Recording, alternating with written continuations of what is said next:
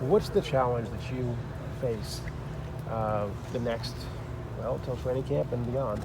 I think it's getting to know everybody on a level that you need to be at to be successful.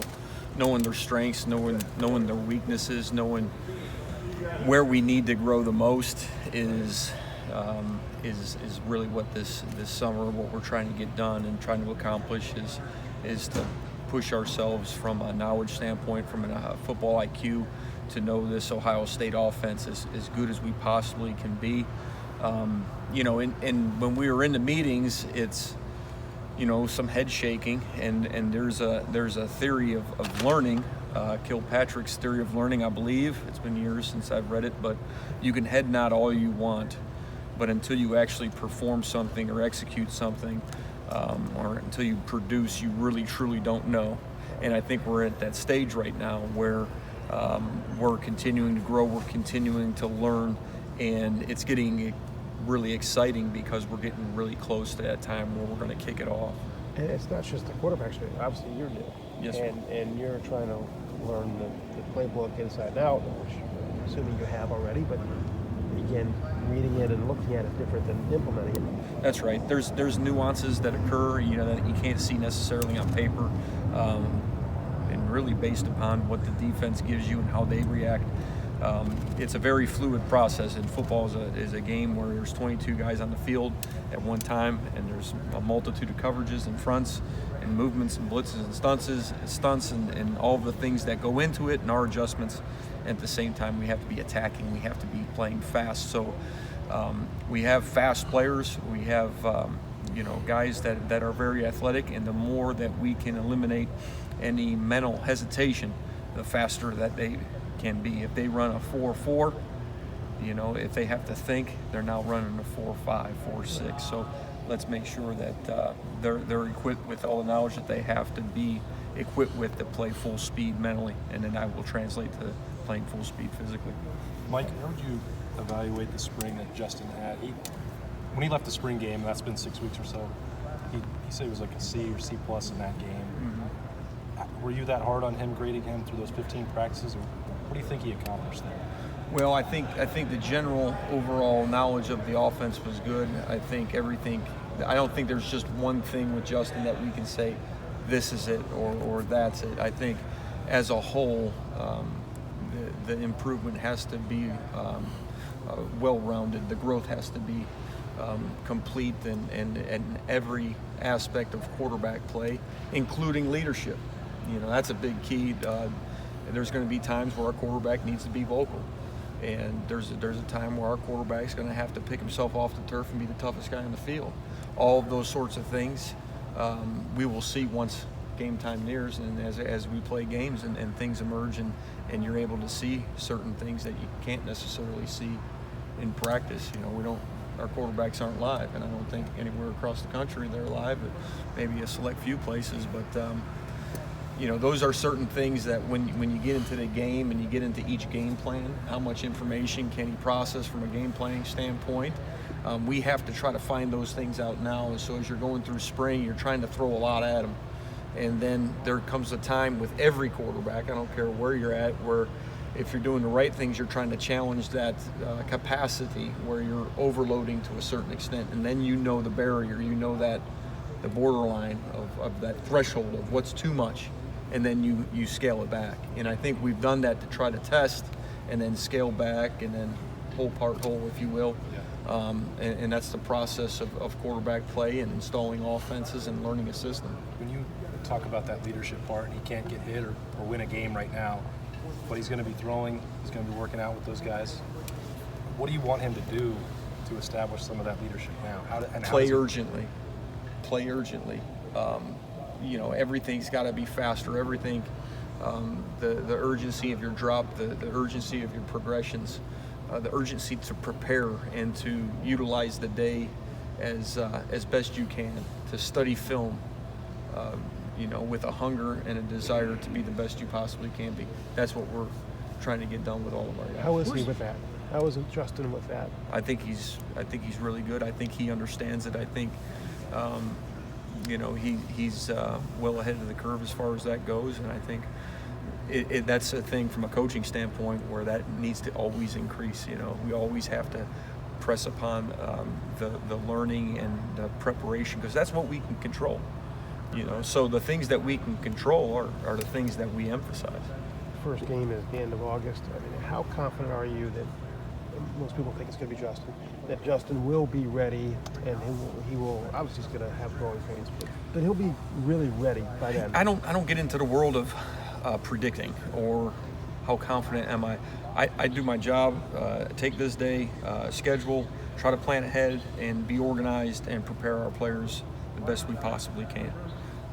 That's the world I try to stay in. Mike, where's that fine line between a player playing y'all's game and then the player taking it to the next level and playing his game at quarterback? We saw Baker Mayfield, make plays after plays and stuff, and of course that's probably a 4-letter word in your name, in your book. But I mean, where do you cross that line? I think what you're referring to is more like quarterbacks coming off schedule and freelance. Yeah. I think there's a fine line with that, and the most important thing with quarterbacks that have a lot of natural ability and quarterbacks with escapability, quarterbacks that can extend plays, and quarterbacks that can make backyard ball plays is what we're talking about. Yeah. Ball security is the number one. We have to protect the ball. We have to be responsible. We have, there's a few statistics that correlate to wins majorly, and a major correlation. Turnovers is one of those. We can control turnovers. So we have to be responsible. We have to be going through our progressions. We have to get the ball out on time. So if things break down and the creative process takes hold at that point, I don't think you ever want to take the athleticism away or hinder any or handcuff anybody, but there still has to be a discipline throughout the process of quarterbacking. And the reason I'm saying that is because we saw 4 or 5 plays in the spring game that if it had been live, Justin would have made a huge play. Did you see enough of that part of him to feel, confident, whatever the word is? I think we understand right now where his strengths are and where he needs to continue to grow. And we're not going to sit here and say he needs to become a better scrambler.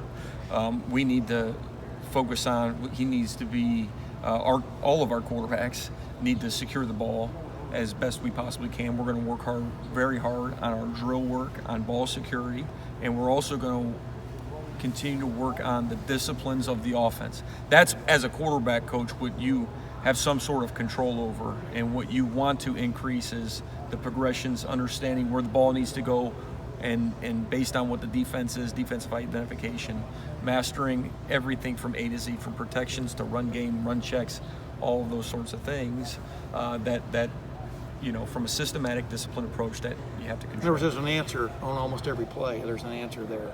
Yes. Yeah. Correct.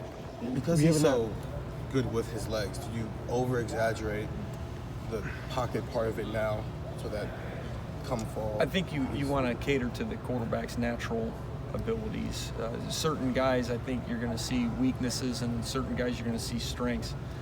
We believe in playing to the quarterback's strengths, but at the same time, you have to also try to increase where they're weakest. So you try to evaluate all those things in the off season, and then at the same time, we have to operate the Ohio State offense. We haven't talked to you since Matthew left. How much of a blow was that?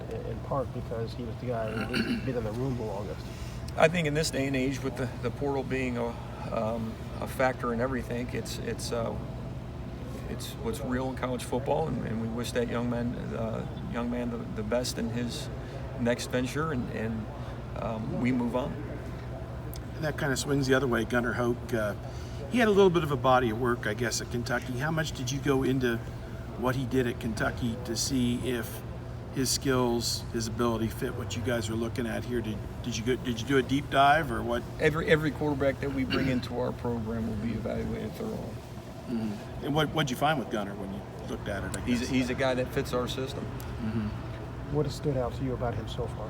He's a very cerebral guy. I think he's been coached really well. Being in college football for a number of years, he is a little bit ahead of the curve than, say, a true freshman. And he's a very intelligent guy. And not being able to have worked with him on the field throwing the ball, at least, it's really hard for me to, go and elaborate on an individual who hasn't had one practice yet. So that's tough. And that's basically with everyone, more than half the room you got, right? I mean, That's right. That's the truth. That's got to be a unique. That is. I mean, but that's the situation in a lot of rooms. I mean, that's how it goes. Is that the way it's going to be, you think, down the road? I don't know. I don't. Would you almost be like reluctant to recruit a big-time quarterback if he's got to sit for a couple of days? You know what I mean? I mean, go ahead. I'm sorry. Yeah. No, I guess try to ask your question a little bit. I'm not sure in your direction there. Well, in other words, there's no quarterback here that Ohio State originally recruited, seriously and stuff, in a one-year span and stuff. And I'm just wondering, do you get the sense from your room that people are always going to be eyeballing what's coming in the door and where opportunities are? Well, based on the current rules, I think that's kind of the wave. At the same time, you also have to try to do what's best for your program from the long term, and so that does still go old school and evaluating high school prospects and recruiting high school prospects and making sure that you're doing the best job you can of building those relationships. And we want to have depth, obviously. We don't want to revamp the quarterback room every year. We want stability within that. And so a lot of those discussions are taking place as we speak, and we need to have talent. We need to have kids that have really strong character and have the discipline to be successful at Ohio State. What are the things you have to do to accelerate the learning process for a guy like Gunner when he comes in the summer and he's got to be ready to play in the fall? Well, you only have a certain amount of meeting times, so you're hoping that the individual has that inside, the internal drive to be a guy that can work on his own and to really be a football junkie and to study a lot of film on his own. There's only so much time that you can meet with him this time of year, and you do your best and try to be organized and try to maximize your meeting times. That's really important to do that. And then a lot of it's got to be on their own. How hard is that for a coach to know that so much rides on whether that kid gets up at 7 in the morning and is doing what you hope he does, but you really can't be sure?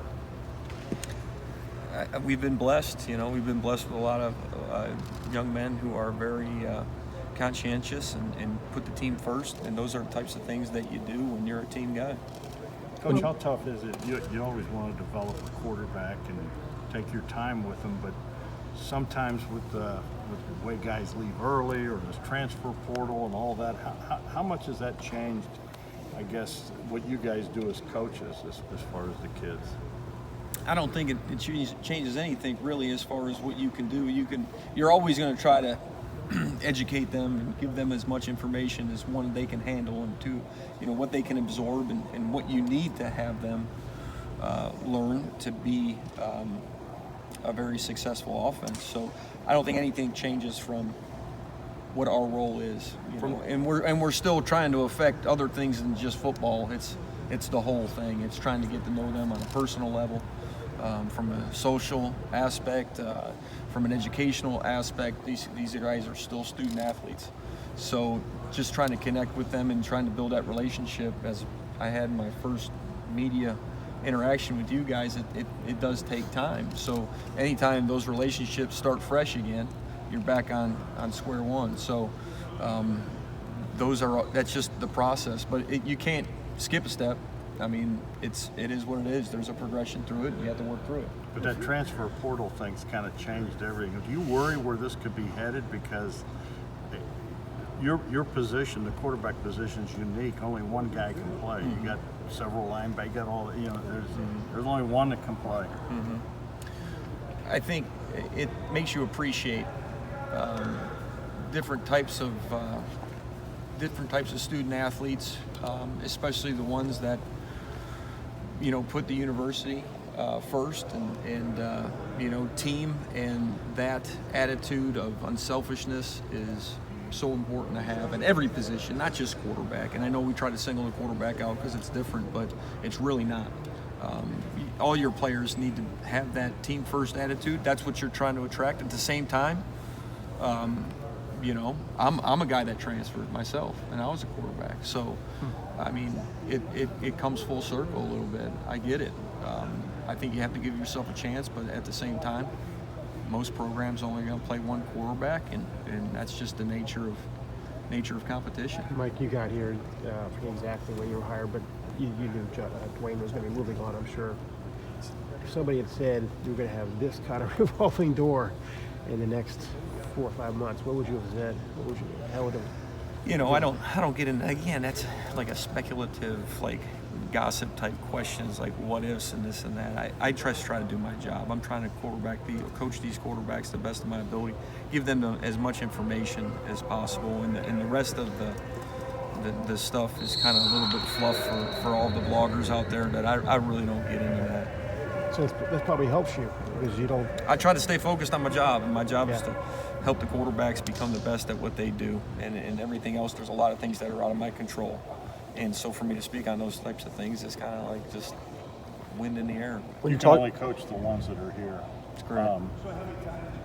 When you look at Fields, what sets him apart from everybody, and how excited are you for him this season? Well, I think he's still trying to set himself apart from everybody at this time, and he's got a very live arm. He's got really good feet. Obviously, physically, being 225 pounds and being able to run as fast as he can makes him a special, unique individual.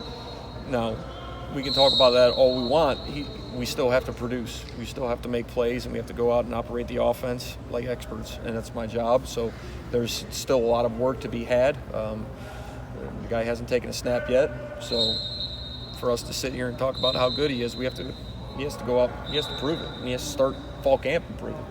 Wouldn't you, as a coach, from a creative standpoint, where have you found your most creativity from a standpoint of trying to figure out a new way to do something or whatever? Is it, like I was asking Ryan Days, is sitting at a stoplight and it comes like over a eureka moment, or is it, I would think sometimes if you just grind on it, it doesn't come. When have you found your most creative environment? Oh, man.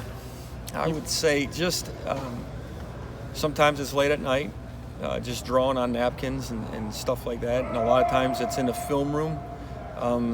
Sometimes in the summertime when nobody's around, if you take a few days here or there and maybe in July and come and just shut the door and just watch somebody else on offense, you really get to just freelance. There's no assignment other than, you get your homework done, you get your third downs done, you get your, first 5 opponents rather done, and you get those guys done, you put that to bed, and then you have some free time to look at whoever you want. I think those are great times to take advantage as a coach, and then that creates the... Do you literally, is that a discipline you have, or is that just something you understand you have to do in this game now to stay Well, ahead? it's fun. I mean, that's a golfer golfs, and a coach looks at film. The coach draws. Fishermen fish. Yeah. But I don't fish and I don't golf. But how important is it in this game, too, though, Mike, to stay cutting edge, so to speak? I heard what you said, by the way. Well, I mean, you're asking me. I think it's very important.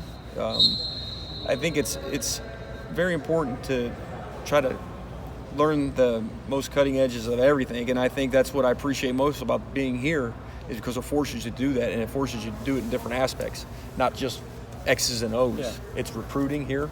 It's getting around Coach Mick and seeing strength and conditioning, trying to, educate yourself on that end of things. From a leadership, from Tim Kite coming in and giving his leadership presentations and trying to help you become a better leader and learning strategies, how you can, get healthier in your own mind and get more competitive and have an edge to you. All of those sorts of things is what Ohio State's about. It's about development, and to not take advantage of that, you'd be foolish. And one more quick thing. Tomorrow, I think camp's going to start stuff. What does a quarterback have to do to catch your attention? In camp you have to be accurate. You have to throw an accurate pass, good feet, attention to detail. There's a certain amount of arm strength that is involved, but I necessarily won't look at 40 times and say, this guy, we need a certain amount of time here. Most of these guys are underdeveloped from a strength and conditioning standpoint just because their bodies haven't grown into themselves yet, especially at the quarterback position, because a lot of them are baseball guys. that are just, late bloomers, so to speak. So the strength and development portion isn't as important, but just when it comes out of their hand, the repetitions on the ball, the RPMs, the spin, as we say, sometimes, it's my wife could go down the line and say, that guy, or that guy, not so much, It's just, you get your eyes on them and you're able to see the natural guys.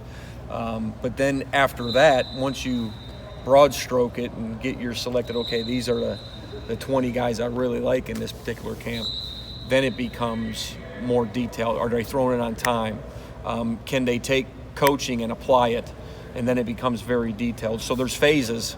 There's a broad phase where my wife can pick them out, and then it gets smaller and smaller and smaller, and you get more detailed. And then you try to challenge them from a mental standpoint and maybe try to rattle them. And if they stay composed, that's a guy that you would want. This guy got rattled, and the mental aspect of it as well. So and throwing to moving targets changes things. So sometimes you're playing catch and it looks great, and then all of a sudden he's got to throw at a moving target, and he's not as accurate. So accuracy is first. That's where it starts, and then everything grows from there. Have you been asked about the transfer portal? Yes, I have. Thank you. Okay. Thank you for asking me if I've been asked. That's right. We asked you guys numerous questions about the new quarterbacks that come in, and obviously you have 6 new quarterbacks, but you're also kind of learning Ohio State's offensive system as well. Meshing that with your own offensive system, how's that kind of been the transition in doing We're not that? meshing my offensive system. Have you found any difficulties in learning Ohio State's system?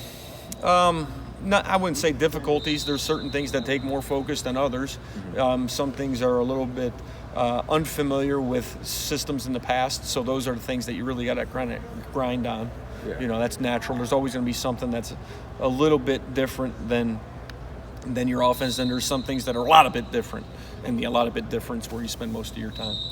Mike, when it comes to getting a transfer like Justin comfortable with a new system, how much deprogramming is Great going question. on? Great question. That has to come from within each individual. I can't just assume and spend a lot of time and focus on what he knows and try to translate that information into new information. Present the new information in different ways in which he learns best. Try to find out, is it visual with him? Is it spatial? Is he a video guy? Does he need to walk through it? Do you have to say it in a different way? He needs to say it back to you. Okay, there's retainment there. Do you see it on film? Can he perform? Is he performing those tasks? And then that's where a lot of the time is taking place. It's not necessarily, that's what, this is chicken salad. You knew tuna salad.